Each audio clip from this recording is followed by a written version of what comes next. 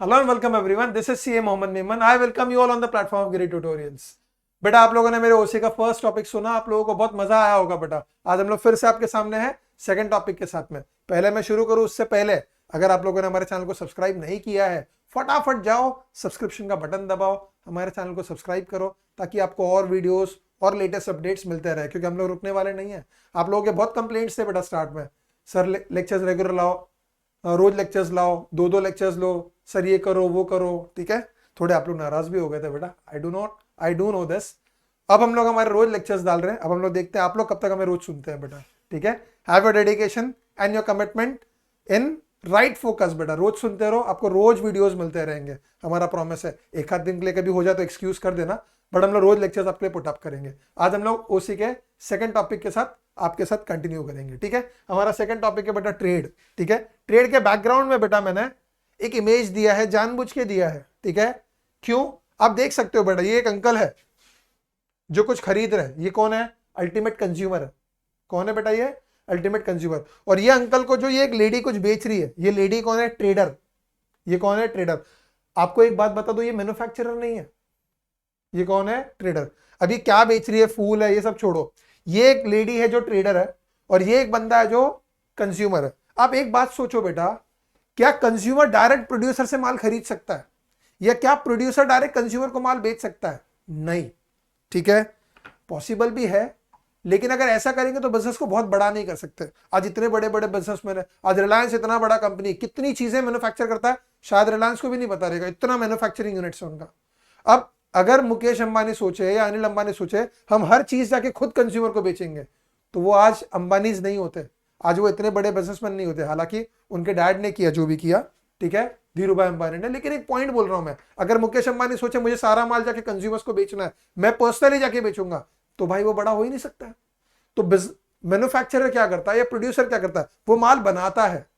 क्या करता है? वो माल बनाता है, और कंज्यूमर कमोडिटी को कंज्यूम करता है। अब फॉर एग्जांपल मैं मैन्युफैक्चरर हूं और मैं ये पेन्स बनाता हूं। फॉर एग्जांपल मैं एक मैन्युफैक्चरर हूं, मैं ये पेन्स बनाता हूं। अब मेरे पेन्स की डिमांड कहां कहां पे? मान लो मेरी पेन्स मुंबई में भी बिकती है, मेरी पेन्स गुजरात में भी बिकती है, मेरी पेन्स हैदराबाद में भी बिकती है, पुणे में भी बिकती है, ठीक है, इंदौर में भी बिकती है। ऐसे अलग अलग जगह पे माल बिकता है, पेन्स बिकता है।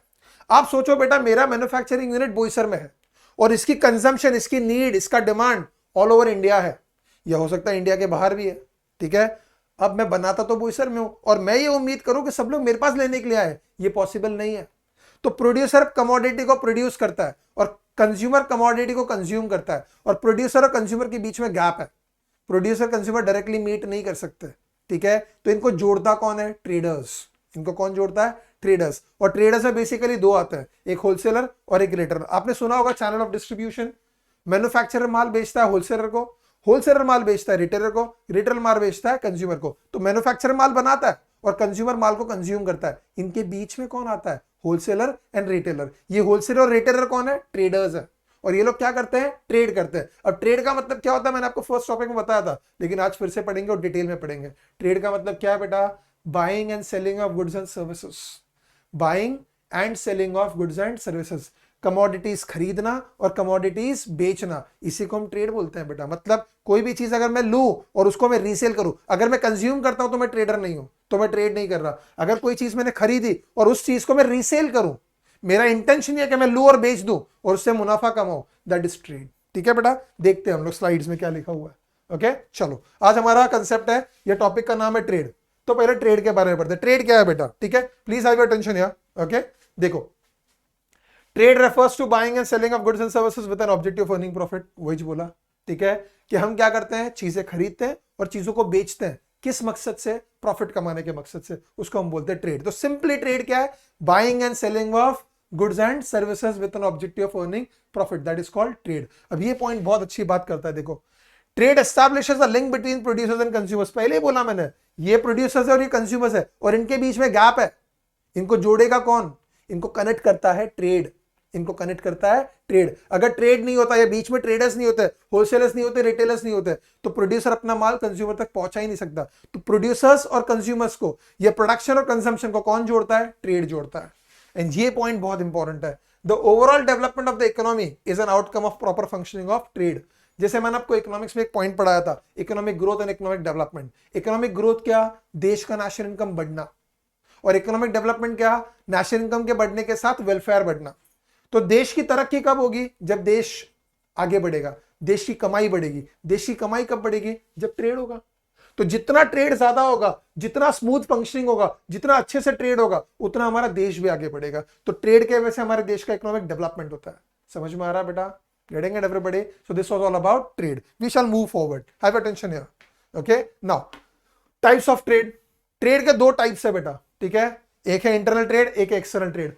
अगर ट्रेड कंट्री के अंदर अंदर होता है, पॉलिटिकल बाउंड्रीज के अंदर अंदर होता है, और बायर और सेलर दोनों कंट्री के अंदर के हैं, तो उसको हम लोग क्या बोलेंगे, internal trade.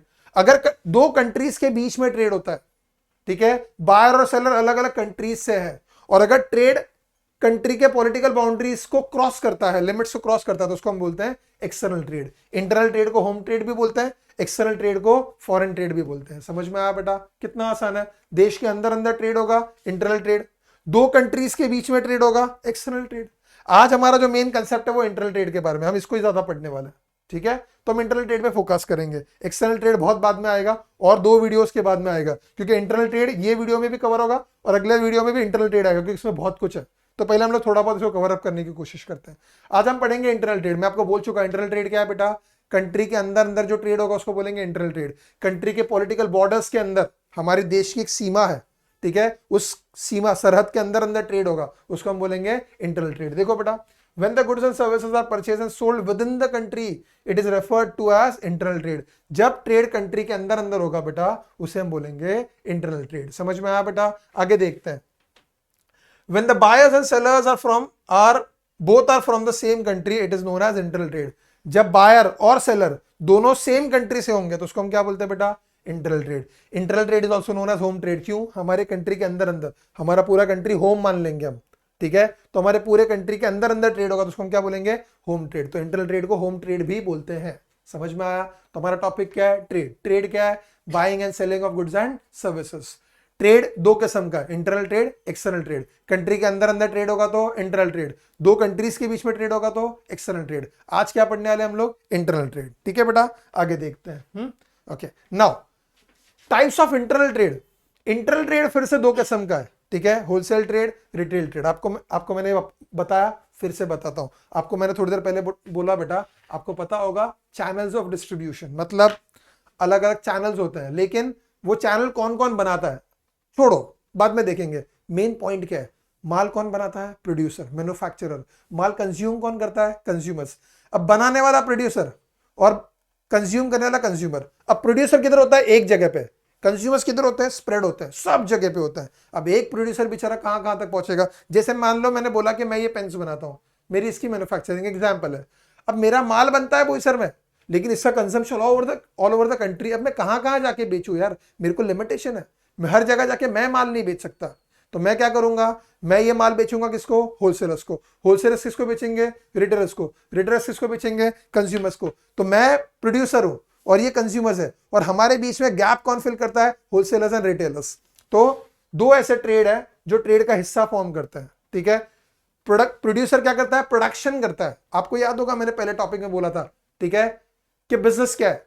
Business is all about production and distribution. याद है क्या बेटा? Business is all about production and distribution. Production मतलब क्या? मैन्युफैक्चरिंग। और डिस्ट्रीब्यूशन मतलब क्या? उस माल को कंज्यूमर तक पहुंचाना। वो डिस्ट्रीब्यूशन में दो चीजें आती है, trade and auxiliaries to trade. Trade and auxiliaries to trade. तो ट्रेड में क्या आता है बेटा? ये आता है wholesale trade and retail trade. समझ में आया बेटा? ओके, आगे बात करते हैं हम लोग, ठीक है? बहुत इंटरेस्टिंग है। अब हम बात करेंगे होलसेल ट्रेड। अब होलसेल ट्रेड, होलसेल ट्रेड ऐसा नाम क्यों पड़ा? होलसेल क्यों? ठीक है, WHOLE, होलसेल। होल का मतलब क्या? पूरा।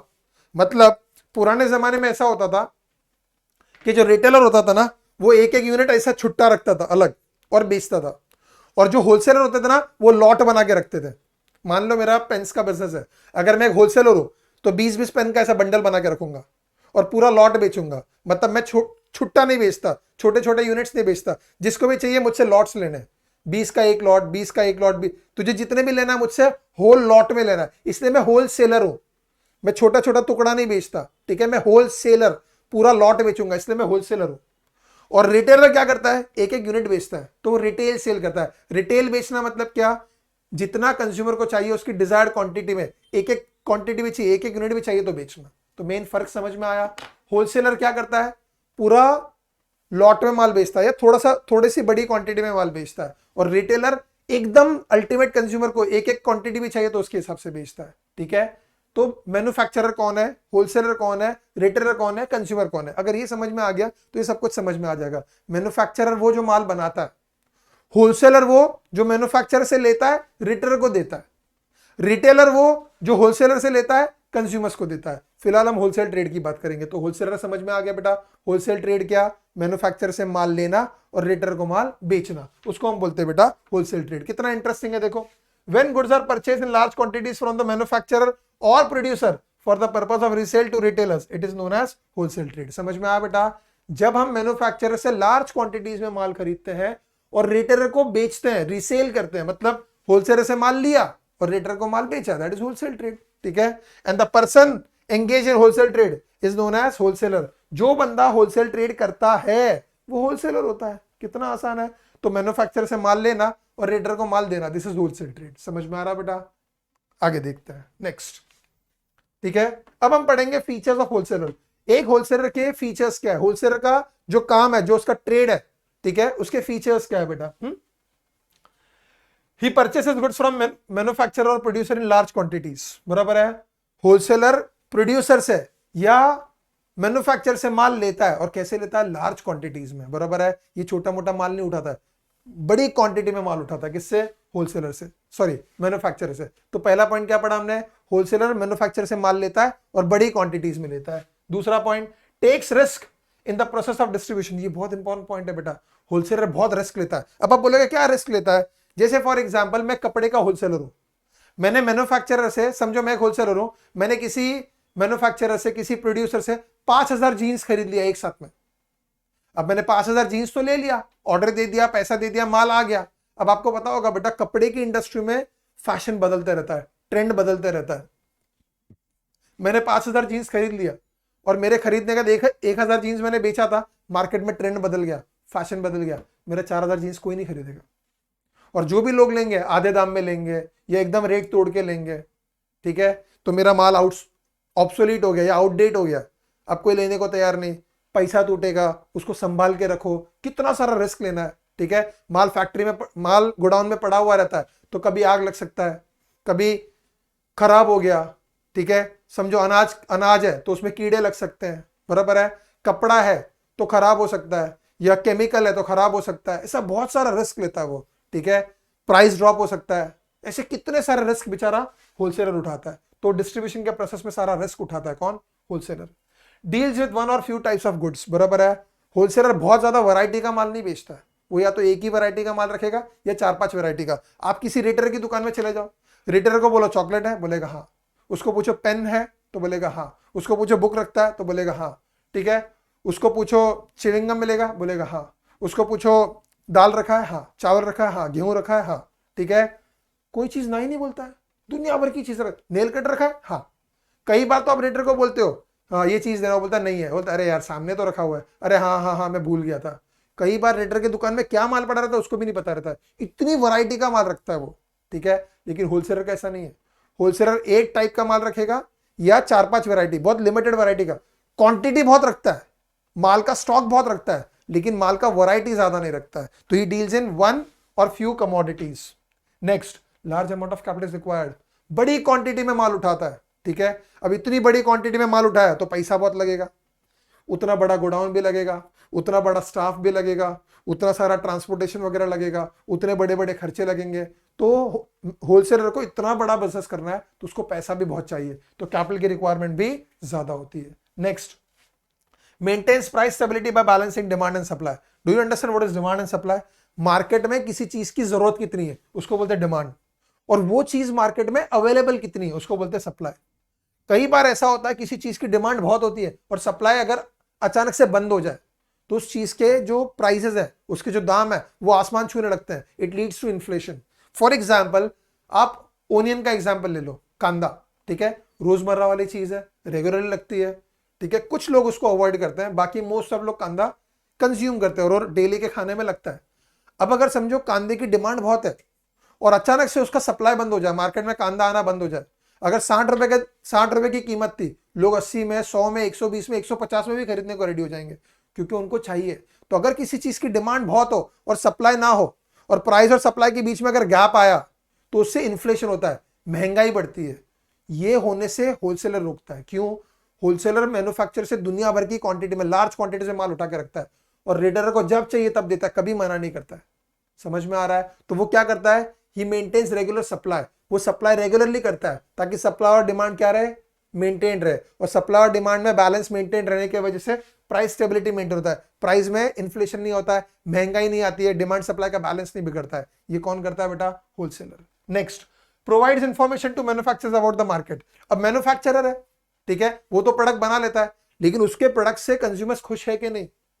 उसके प्रोडक्ट के कोई कॉम्पिटिटर्स तो नहीं है, उसका प्रोडक्ट मार्केट में कैसा चल रहा है, उसका प्रोडक्ट लोग पसंद कर रहे हैं कि नहीं कर रहे, उसके प्रोडक्ट से कंज्यूमर सेटिस्फाइड है कि नहीं, ये सारी जानकारी मैन्युफैक्चरर को कौन देगा? होलसेलर। तो होलसेलर मैन्युफैक्चरर को मार्केट के बारे में पूरी जानकारी देता है।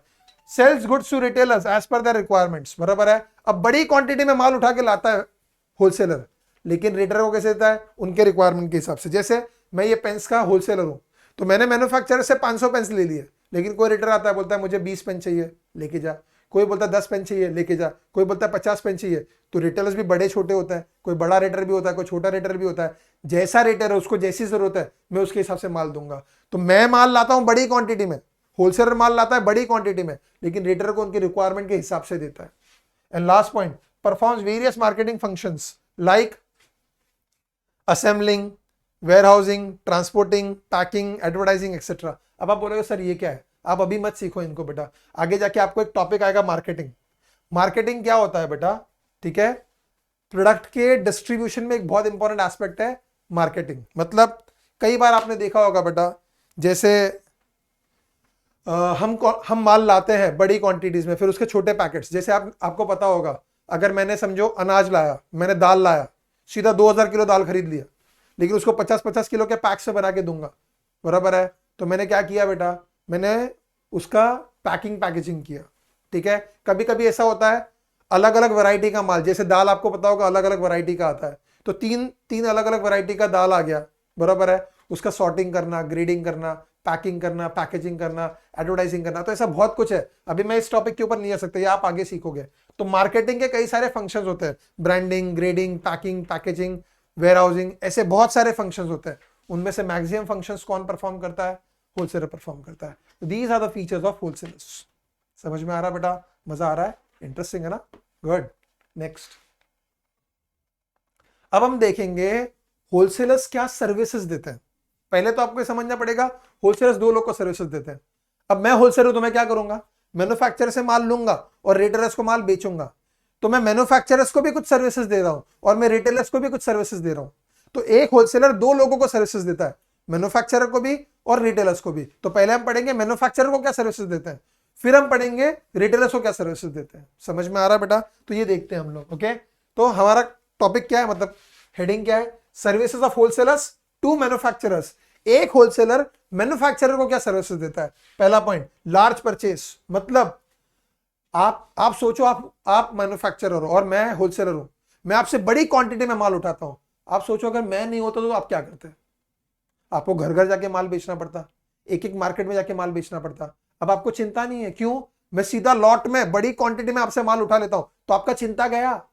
आपको सिर्फ माल बनाते रहना है, बेचने की फिक्र नहीं है। क्यों? आपसे माल खरीदने के लिए कौन बैठा हुआ है? होलसेलर। तो होलसेलर इतनी बड़ी बड़ी क्वांटिटी में माल उठाता है कि प्रोड्यूसर को या मैन्युफैक्चरर को अपने माल बेचने की चिंता नहीं होती है। तो ये बड़ी क्वांटिटी से माल उठाता है, ये पहली सर्विस देता है होलसेलर मैन्युफैक्चरर को। दूसरा, स्टोरेज। अगर आपसे समझो मैं बड़ी क्वांटिटी में माल नहीं उठाता तो आप क्या करते? प्रोडक्शन करते जाते माल रखते कहां पे? जितनी बड़ी फैक्ट्री नहीं होती उससे बड़ा तो आपको गोडाउन लगता, उससे बड़ा आपको वेयरहाउस लगता। अगर बेचारे होलसेलर्स नहीं होते तो आप मैन्युफैक्चरर लोग मर जाते, बर्बाद हो जाते। आप लोग क्या जगह ही नहीं होती, कितना गोडाउन रखोगे आप, कितना माल स्टोर करोगे? ठीक है, आप नहीं कर सकते। तो आपको हम लोग होलसेलर्स, हम माल स्टोर करने के लिए गोडाउन्स बनाते हैं और आपसे बड़ी क्वांटिटी में माल उठा के हम स्टोर करते हैं, तो आपकी स्टोरेज की चिंता गई। अगर हम नहीं होते तो आपको माल भी स्टोर करना पड़ता है। तो ये एक सेकंड सर्विस हम लोग आपको देते हैं। समझ में आया? तीसरा, ट्रांसपोर्टेशन। कई बार होलसेलर खुद ट्रांसपोर्टेशन का अरेंजमेंट करता है, मैन्युफैक्चरर को वो भी चिंता नहीं है।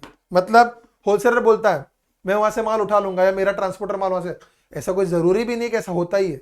कई बार मैन्युफैक्चरर होलसेलर को माल ट्रांसपोर्ट करके देता है, लेकिन कई बार होलसेलर इतने बड़े बड़े होलसेलर होते हैं, उनका खुद का ट्रांसपोर्टेशन सिस्टम होता है, उनको जरूरत नहीं किसी का ट्रांसपोर्टेशन सिस्टम का, तो वो खुद बोलते हैं हम आपके यहां से माल उठा लेंगे। ठीक है, आई एम सॉरी, वो खुद बोलते हैं कि हम आपके यहां से माल उठा लेंगे, तो ट्रांसपोर्टेशन की फैसिलिटी भी देते हैं। मतलब उनको ट्रांसपोर्टेशन भी नहीं चाहिए तो तुमको ट्रांसपोर्ट भी करने की चिंता नहीं है। ये बहुत इंपॉर्टेंट पॉइंट है। फाइनेंशियल असिस्टेंस, असिस्टेंस का मतलब क्या होता है? सपोर्ट। असिस्टेंस का मतलब क्या होता है? सपोर्ट। आपको पता होना चाहिए बेटा, मोस्ट ऑफ होलसेलर्स मैन्युफैक्चरर्स को ये तो एडवांस पेमेंट देके माल उठाते हैं या तो रोकड़ा देके, मतलब कैश पेमेंट देके माल उठाते हैं, बराबर है। मोस्ट ऑफ होलसेलर्स को मैन्युफैक्चरर से क्रेडिट नहीं मिलता है, तो आपसे हम लोग माल कैसे उठाते हैं? ये तो रोकड़ा मतलब कैश पेमेंट देके, ये तो एडवांस देके, पहले एडवांस देते हैं फिर माल आता है। ठीक है, आपके समझ में आया बेटा? अब आपको कितनी आसानी है इसके वजह से। आप सोचो हम लोग आपके लिए कितना बड़ा काम करते हैं। ठीक है, आपको पैसा कैश में देते हैं या तो एडवांस में देते हैं और फिर आपसे माल लेते हैं। ठीक है, अगर वही आपको हमें क्रेडिट देना पड़ता तो परेशानी हो जाती। और कई बार तो हम एडवांस देते हैं, एडवांस देने से आपका फायदा क्या है? आप मुझसे ही पैसा लेते हो, उसी पैसे से रॉ मटेरियल लेते हो, उसी पैसे से प्रोडक्शन करते हो और फिर मुझे माल सप्लाई करते हो, तो आपको एडवांस मिलता है, तो आपको पैसे की भी जरूरत कम पड़ती है। तो हम लोग आपको पैसा एडवांस देते हैं, उससे आपको क्या मिलता है बेटा?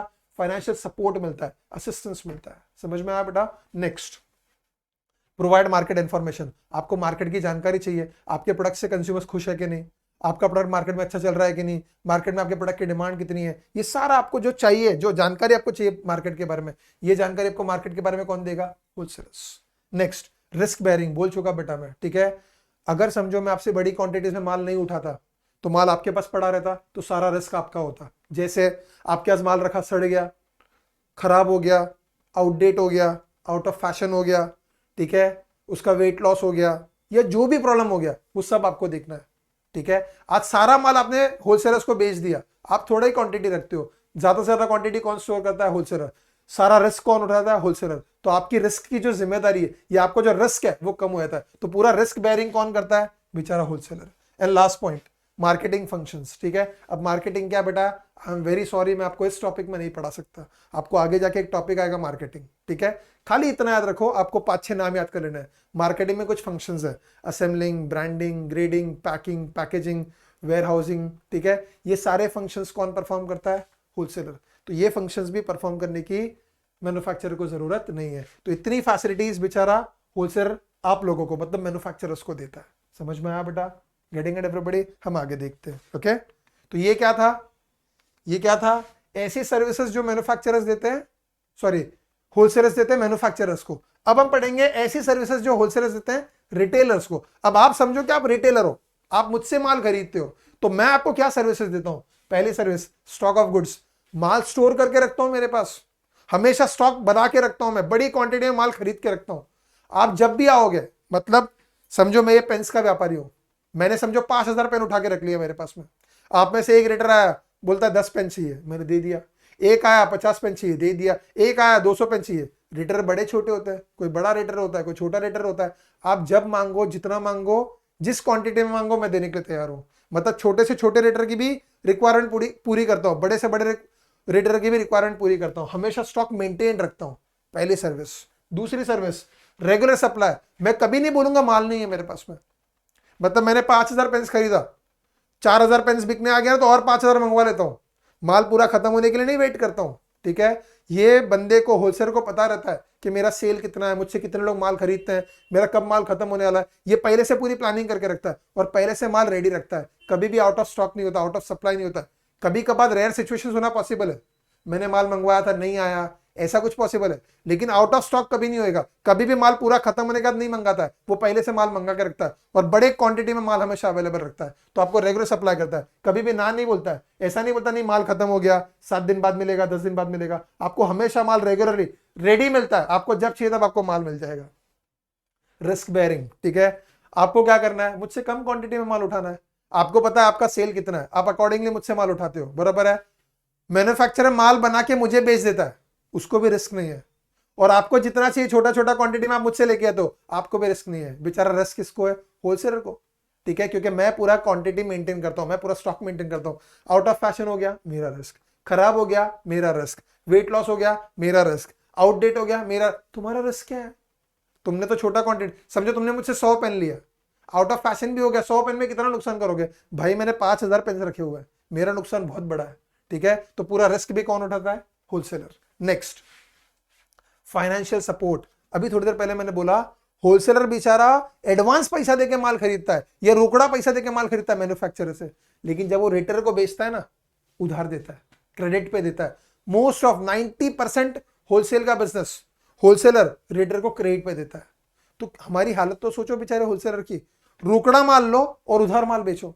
रोकड़ा माल लिया, मैन्युफैक्चरर के मजे हो गए, और उधार माल दिया, रिटेलर के मजे हो गए। बर्बाद कौन हो रहा है? होलसेलर। ठीक है, तो हम तुमको क्रेडिट फैसिलिटीज देते हैं, हम आपको क्रेडिट फैसिलिटीज देते हैं।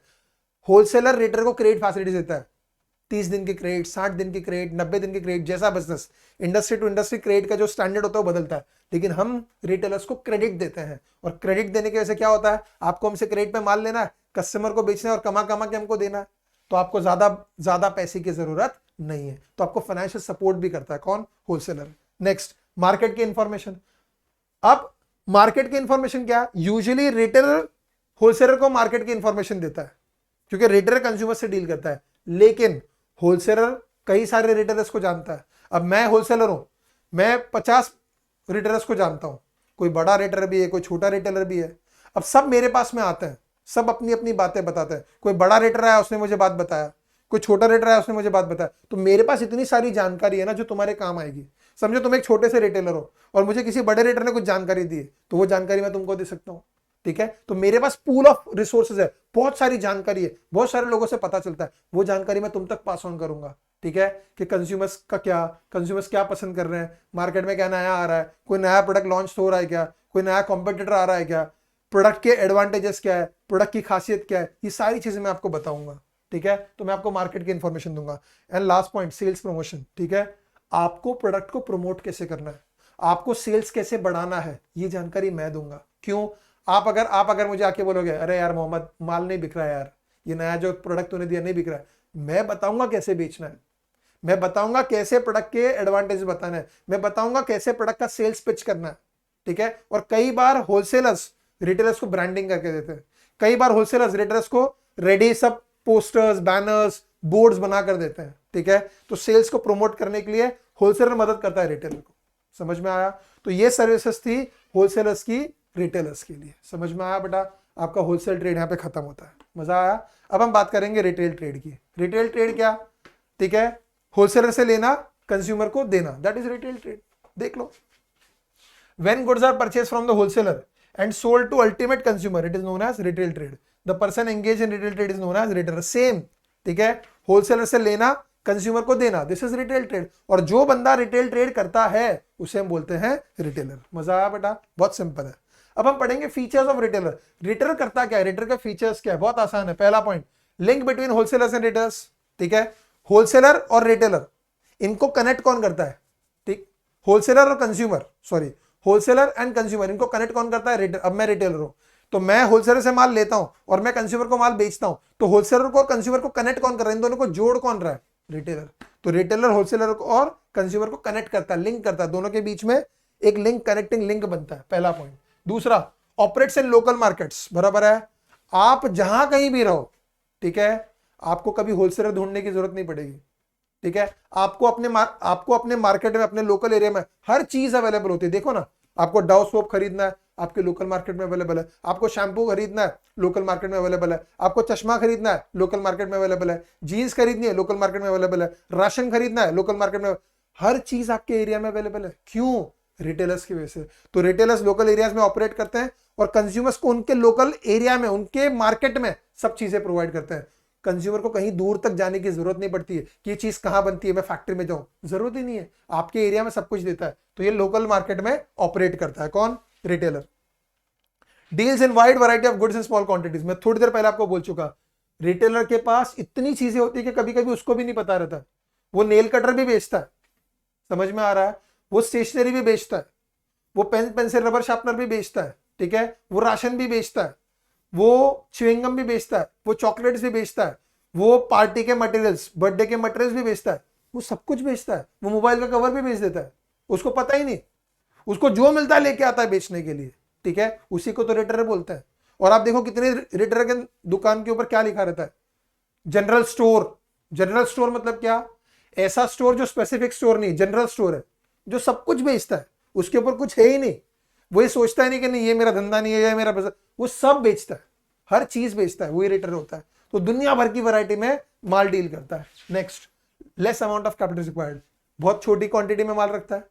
दूसरा सबसे मस्त पॉइंट, होलसेलर से उधार मिलता है भाई को, ठीक है, तो उधार माल लेना है, कस्टमर को बेचना है और कमा कमा के देने का है, तो ज्यादा पैसे का जरूरत ही नहीं है, ठीक है। तो होलसेलर को बहुत ज्यादा बड़ा कैपिटल लगता है, लेकिन रिटेलर को ज्यादा पैसे की जरूरत नहीं है। And last point, less risk and low amount of profit, ठीक है, रिस्क कम है लेकिन प्रॉफिट भी कम है। होलसेलर का रिस्क ज्यादा है लेकिन प्रॉफिट भी जबरदस्त है। समझ में आ रहा है क्यों? ये बिजनेस का उसूल है, जितना रिस्क ज्यादा उतना प्रॉफिट ज्यादा, जितना रिस्क कम उतना प्रॉफिट कम। तो होलसेलर का रिस्क ज्यादा है लेकिन प्रॉफिट भी ज्यादा है, रिटेलर का रिस्क कम है लेकिन प्रॉफिट भी कम है। मजा आया बेटा? ओके, अभी हम देखेंगे रिटेलर्स की सर्विसेज। अब रिटेलर किसके किसके साथ डील करता है? होलसेलर से लेता है और कंज्यूमर को देता है। तो रिटेलर होलसेलर को भी कुछ सर्विसेज देता है और रिटेलर कंज्यूमर को भी कुछ सर्विसेज देता है। ये दो चीजें पढ़नी है, आज हमारा लेक्चर खत्म हो जाएगा। तो अब हम पढ़ेंगे एक रिटेलर होलसेलर को क्या सर्विसेज देता है। मान लो मैं रिटेलर हूं और आप होलसेलर हो, आपसे मैं माल खरीदता हूं, तो मैं आपको क्या सर्विसेज देता हूं? रिटेलर्स होलसेलर्स को क्या सर्विसेज देते हैं? पहला पॉइंट, कनेक्टिंग लिंक। मैं आपके और कंज्यूमर के बीच का कनेक्टिंग लिंक हूं। अल्टीमेटली कंज्यूमर क्या कर, अल्टीमेटली कमोडिटी कंज्यूम कौन करने वाला है? कंज्यूमर। लेकिन कंज्यूमर तक पहुंचना है आपको, आप कैसे पहुंचोगे? मेरे थ्रू, डायरेक्ट नहीं पहुंच सकते। तो होलसेलर को अगर कंज्यूमर से कनेक्ट होना है, जुड़ना है, तो उसको रिटेलर की जरूरत है। तो रिटेलर क्या है? होलसेलर और कंज्यूमर के बीच का कनेक्टिंग लिंक है। नेक्स्ट, हेल्प्स टू डिस्ट्रीब्यूट, ठीक है। मैं ऐसा नहीं बोलता मेरे बगैर आप माल नहीं बेच सकते, लेकिन मैं ये पक्का बोलता हूं मेरे साथ जुड़कर जितना माल बेच सकते हो तो आप अकेले नहीं बेच सकते। समझ में आया? मतलब होलसेलर बोले मैं खुद जाके माल बेचूंगा, बेचना भाई, ठीक है, लेकिन कहां कहां पहुंचेगा? अकेला कहां कहां जाएगा? समझ में आ रहा है? अगर आप एक होलसेलर हो और आपको माल बेचना है, आप कितने जगह जाके बेचोगे? आप नहीं बेच सकते। आपके हर घर पे जाके डोर नॉक करके बोलोगे मैं इस चीज का होलसेलर हूं, डिस्ट्रीब्यूटर हूं, मुझसे माल खरीदोगे? क्या पॉसिबल ही नहीं है। आप मुझे माल दोगे, हर एरिया के रेटर को दोगे, वो रेटर लोग किससे जुड़े हैं? कंज्यूमर से। तो आपको जो माल डिस्ट्रीब्यूट करना है, जो कंज्यूमर्स तक आपको माल पहुंचाना है, उसके लिए आपको मेरी जरूरत है। तो होलसेलर्स को जो डिस्ट्रीब्यूशन करना है उसके लिए रिटेलर्स चाहिए। मार्केटिंग, बराबर है, ठीक है। कई बार मार्केटिंग के जो फंक्शंस है, मतलब ग्रेडिंग, पैकिंग, पैकेजिंग, ठीक है, ये सब कौन करता है? रिटेलर। आप बोलोगे सर थोड़ी देर पहले तो आपने बोला होलसेलर। कभी कभी होलसेलर्स भी करते हैं, कभी कभी रिटेलर्स भी करते हैं, इट डिपेंड्स। अलग अलग इंडस्ट्री में अलग अलग लोग करते हैं, अलग अलग तरह के बिजनेसेस है। कुछ बिजनेसेस में होलसेलर्स करते हैं, कुछ बिजनेस में रिटेलर्स करते हैं। तो अगर रिटेलर करते हैं तो रिटेलर ये फंक्शंस किसको देते हैं? किसको ये सर्विसेज देते हैं? होलसेलर्स को। मतलब कई बार होलसेलर्स का जो काम है, मार्केटिंग का जो फंक्शंस है, वो कौन परफॉर्म करता है? रिटेलर्स परफॉर्म करता है। अब आप बोलोगे सर मार्केटिंग क्या है? बेटा प्लीज बाद में पढ़ेंगे हम लोग, उसके अंदर मत जाओ। मार्केटिंग के कई सारे फंक्शंस है जो आप इस टॉपिक में नहीं सीखेंगे, ठीक है। ये सारे काम कौन करता है? रिटेलर्स। प्रोवाइड्स इंफॉर्मेशन, बराबर है। अब कंज्यूमर से कौन जुड़ा हुआ है? रिटेलर, बराबर है। तो रिटेलर की बात को कौन समझता है? सॉरी, कंज्यूमर की बात को कौन समझता है? रिटेलर। कंज्यूमर खुश है कि नहीं, कंज्यूमर सेटिस्फाइड है कि नहीं, कंज्यूमर को प्रोडक्ट महंगा तो नहीं लग रहा, कंज्यूमर की जरूरत तो इस प्रोडक्ट से पूरी हो रही है कि नहीं, ठीक है। कंज्यूमर आपके प्रोडक्ट के किसी कॉम्पिटिटर को पसंद कर रहा है क्या, ठीक है। ये कंज्यूमर क्या बोलता है इस प्रोडक्ट में और क्या होना चाहिए, उसके क्या कंप्लेंट्स है, ये सारी जानकारी होलसेलर को कौन देता है? रिटेलर्स, ठीक है। ये सबसे इंपॉर्टेंट पॉइंट है। सॉरी, वो आगे आएगा, आई एम सॉरी, वो कंज्यूमर्स में आएगा, ओके। अट्रैक्ट कंज्यूमर्स, इधर भी ये सबसे इंपॉर्टेंट पॉइंट है। मैंने गलती से बोला लेकिन सही बोला, इधर भी ये सबसे इंपॉर्टेंट पॉइंट, अट्रैक्ट कंज्यूमर्स, ठीक है। नए कंज्यूमर्स को, आपको पता है बेटा, कोई भी नया प्रोडक्ट आता ना मार्केट में, वो रिटेलर के दम पे चलता है। मेरा खुद का रिटेल बिजनेस था, मेरे डैडी का बिजनेस था, हम लोग जानते हैं। आप देखो कई बार आपको रिटेलर बोलता है ये प्रोडक्ट लेके जा, आप क्या बोलते हैं? अरे नहीं नहीं, इसका तो नाम भी नहीं सुना है। रिटेलर क्या बोलता है मालूम है? अरे लेके जा यार, मेरे भरोसे पे लेके जा, नहीं अच्छा लगा ना मेरे को वापस लाके देना। समझ में आ रहा है? उसका रिलेशन ऐसा होता है कंज्यूमर से कि कंज्यूमर उसकी बात सुन के, उसके भरोसे को सुन के लेकर जाता है और प्रोडक्ट वापरता है, अच्छा लगता है, फिर दूसरे बार आके वो प्रोडक्ट लेता है। जितने प्रोडक्ट्स मार्केट में आते हैं, हम बोलते हैं ना एडवर्टाइजिंग के ऊपर प्रोडक्ट बिकता है, बिकता है, एडवर्टाइजिंग भी मैटर करता है, लेकिन रिटेलर बहुत मैटर करता है। नए कस्टमर्स कौन बनाता है? रिटेलर। जो लोग आपका प्रोडक्ट खरीदने के लिए रेडी नहीं है, उनको प्रोडक्ट के लिए पिच करना और उनको प्रोडक्ट बेचना, ये कौन देखता है? रिटेलर। तो रिटेलर कई बार क्या करता है? नए कस्टमर्स को अट्रैक्ट करता है। And last point, creates demand. जो नए प्रोडक्ट मार्केट में आते हैं, उन प्रोडक्ट्स की मार्केट में डिमांड क्रिएट करना, वो प्रोडक्ट ज्यादा से ज्यादा लोगों तक पहुंचाना, वो प्रोडक्ट ज्यादा से ज्यादा लोगों को बेचना, ये कौन करता है? रिटेलर्स। समझ में आया बेटा? तो ये रिटेलर्स सर्विसेज किसको देते हैं?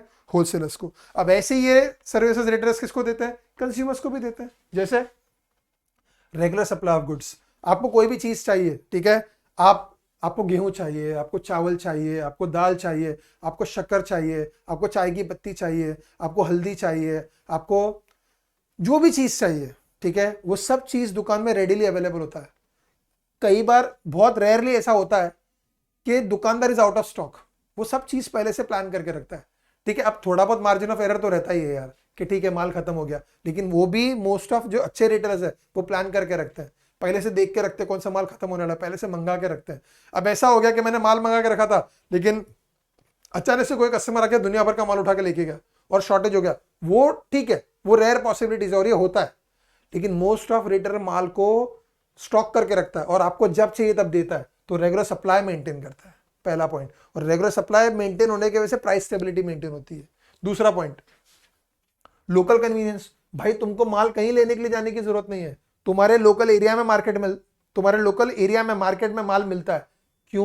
क्योंकि रिटेलर तुम्हारे एरिया में होता है। हर मार्केट में, हर छोटे छोटे एरिया में आपको रिटेलर्स मिलेंगे। तो रिटेलर्स आपको लोकल कन्वीनियंस देते हैं, आपको माल खरीदने के लिए कहीं जाने की जरूरत नहीं है।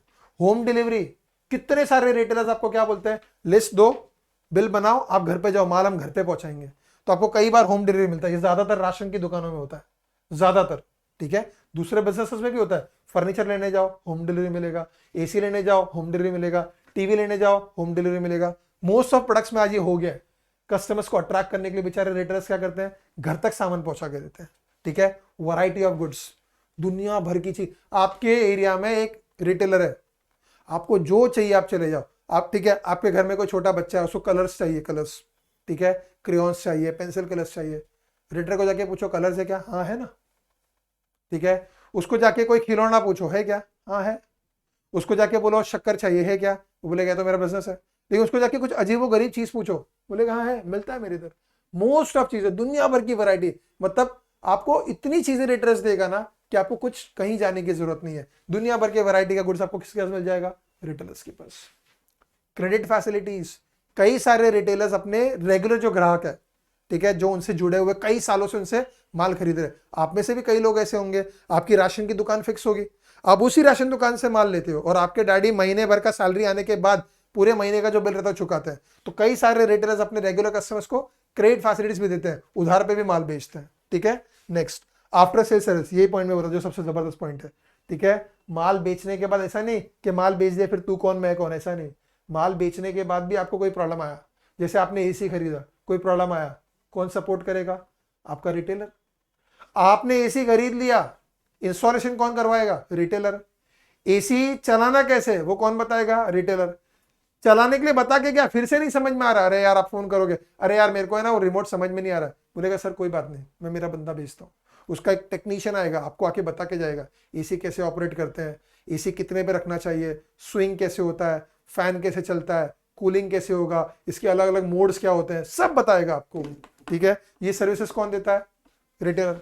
एंड लास्ट पॉइंट, कई बार मार्केट की इंफॉर्मेशन कंज्यूमर्स को नहीं पता होती, जैसे किसी चीज का भाव बढ़ने वाला है, किसी चीज का भाव घटने वाला है, मार्केट में कोई नया प्रोडक्ट आया, ठीक है, किस प्रोडक्ट के बारे में क्या बात चल रही है, कौन सा प्रोडक्ट फायदेमंद है, कौन सा प्रोडक्ट अच्छा है। कई बार आप भी ऐसा करते हो ना, दुकानदार से जाते हो और बोलते हो, जैसे मैं भी ऐसे ही करता हूँ, आप मोबाइल लेने के लिए गए, दुकानदार आपके पहचान का है, ठीक है, आप बोलते हैं मुझे मोबाइल चाहिए, तो आपको पूछता है क्या रेंज में चाहिए, आपने बोला मुझे 40,000 के रेंज में चाहिए। अब वो बोलता है कौन सा बताऊं, तो आप क्या बोलते हो? तेरे हिसाब से बताना यार, 40,000 में कौन सा अच्छा फोन है, जो अच्छा रहेगा वही बताना। वो आपको अच्छा प्रोडक्ट बताता है, वो आपको गाइड करता है, और आप बोलोगे वो कुछ भी बेच देगा, नहीं, उसको एक बार नहीं माल बेचना है, उसको रिलेशन बनाना है आपसे, तो वो आपको फालतू प्रोडक्ट नहीं देगा, आपको अच्छा प्रोडक्ट देगा। तो वो आपको कई बार जानकारी देता है, जैसे आप फोन लेने गए तो उसमें कितना कैमरा, कितने कैमराज है, कितने फ्रंट कैमराज है, कितने बैक कैमराज है, कितना मेगापिक्सल है, कितना इनबिल्ट मेमोरी है, कितना एक्सटेंडेबल मेमोरी है, ठीक है, रैम कितना है, सब कुछ बताएगा वो आपको उस फोन के बारे में, इतनी जानकारी देता है। कौन देता है? रिटेलर्स। तो ये वो फैसिलिटीज है जो रिटेलर्स किसको देते हैं? कंज्यूमर्स को। ठीक है बेटा, thank you very much. I hope आपको पसंद आया बेटा। पसंद आया होगा तो वीडियो को लाइक करना, शेयर करना। I shall see you in the next lecture. Bye bye everyone, thank you very much.